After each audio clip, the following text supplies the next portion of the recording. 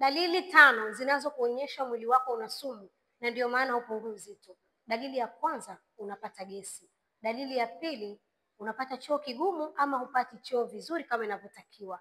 Dalili ya tatu, unachoka ovyo, hupati usingizi mzuri na ukiamka umechoka sana. Lakini pia muda mwingine unafanya mambo yako ya msingi ama unasikiliza vitu vya msingi, unasinzia. Dalili ya 4, unatoka chunusi, vipele ama ngozi inakuwa kavu sana. Lakini dalili ya mwisho, unapoteza hamu ya kula ama unakuwa na hamu ya kula sana, especially unavyoona vyakula ambavyo ni toxic, vile vyakula ambavyo havina maslahi mazuri na mwili wako. Umeona soda, umeona vitu vya sukari, keki, ice cream, unatamani sana. Kama ungependa nikusaidie kujua namna gani unaweza ukausafisha mwili wako ili uweze kuwa rahisi kupungua, comment neno nitumie au karibu inbox sasa hivi. Karibu sana uweze kupata mwili wa ndoto yako.